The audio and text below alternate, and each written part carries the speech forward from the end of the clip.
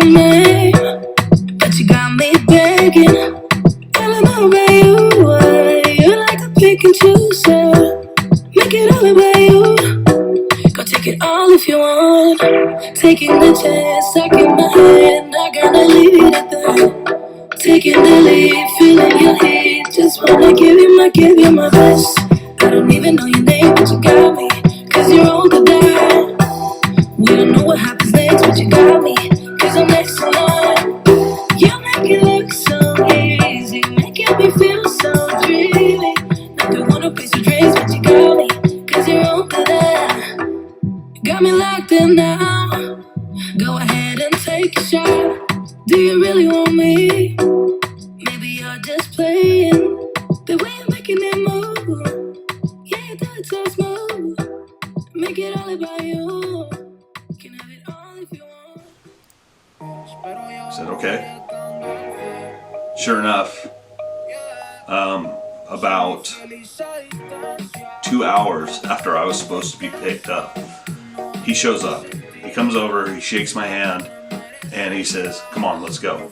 I go out to the car, and there's about 5 other people in a small, like, geo-prison.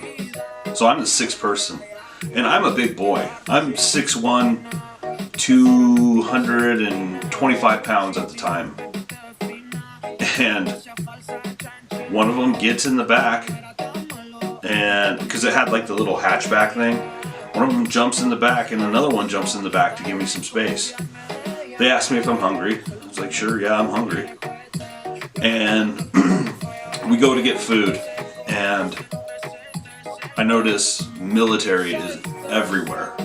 Outside of the airport, about another 10 miles down the road, there's more military, and then there's police officers everywhere rolling around. To this day, I'm not sure what they're doing, if they're just wasting money because they just want to be working or what. But I was told later on that drugs run through that area on that freeway rampantly. And we get to one of the first, and I don't know any Spanish. So this is hard trying to communicate with them. I knew basic words because I'd been listening to some CDs before I left. Like, I knew hungry, I knew food, I knew stuff like that. So he's asking me, what do I want? And they have some pictures up, so I point to it. It's like, I want that. And he goes, no good. He's like, you want this.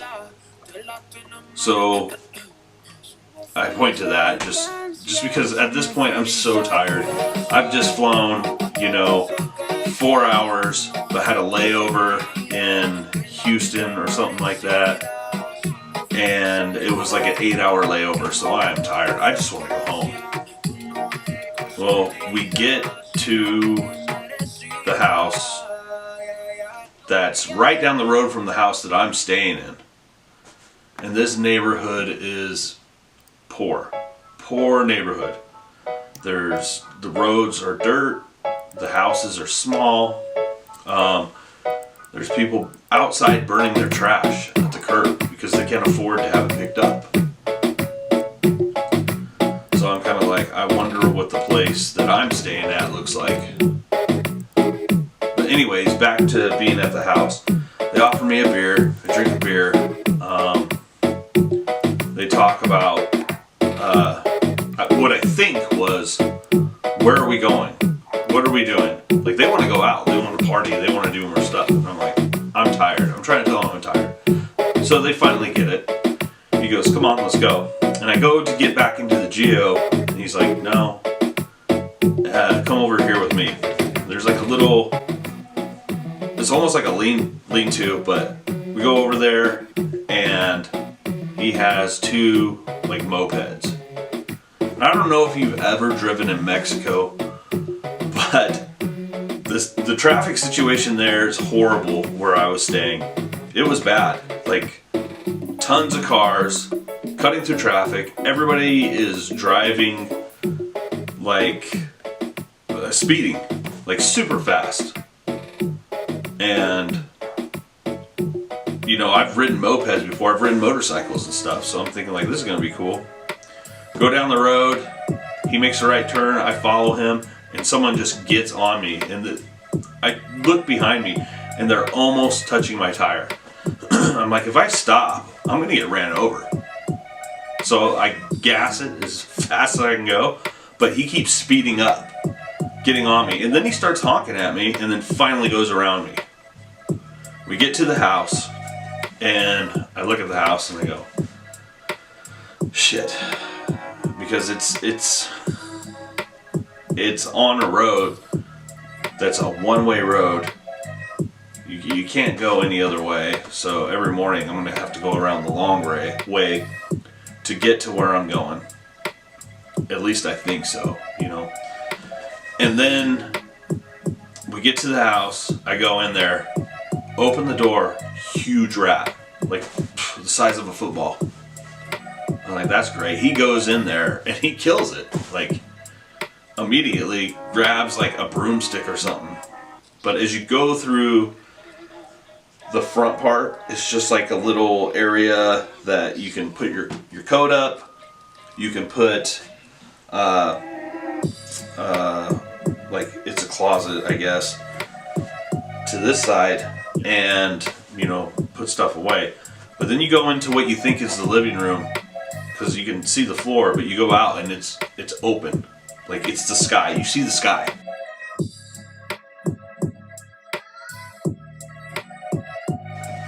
And then when you go through that, the kitchen's right there. Then you go to the 2 bedrooms. So they have a bedroom here, and there's a door inside that bedroom that goes into another bedroom. That would be my bedroom later on. And I'm kind of like, okay, well, this is free because the company that I'm going to be working for is paying for it. So this is still really cool. But the bathroom was disgusting. I mean, it was small. It had a shower head, and it had a drain in the floor right in front of the toilet. So you're supposed to stand in front of your toilet and shower. And it has a boiler where you gotta burn, you know, propane, natural gas, whatever, to heat up your water in the morning. So I'm tired, I go to sleep, I wake up the next day, and some guy knocks on my door. I open the door, and as soon as I open the door, I can tell he is methed out of his mind. And he says whatever, and he looks at me and says, gringo this, gringo that, and I was like, I don't know what you want, buddy. And he goes, money. I go, I don't have any money. Sorry, lo siento. No tengo dinero. And he would come by every day, but that's a different part of the story. And I get up, and it's kind of cold out because it's winter time there. They have different seasons than we do. Like they have their rainy season, they have their cold season, but they're just a little bit off, a little bit skewed from ours. So he comes by every day. But my morning routine was I would get up, it's cold, I go into the shower, light the boiler, let that cook, go through that open air area to go to the kitchen to start making my breakfast. Light up the burners, start cooking some sausage, some eggs, whatever. So most mornings I just stopped eating breakfast, and then I just take my showers at night because this is just too much to put up with. During the summer, it was a little better. But I get my car finally, and I drive out to the mill that I was working at because we were delivering forest products into the U.S. or from the U.S. into Mexico.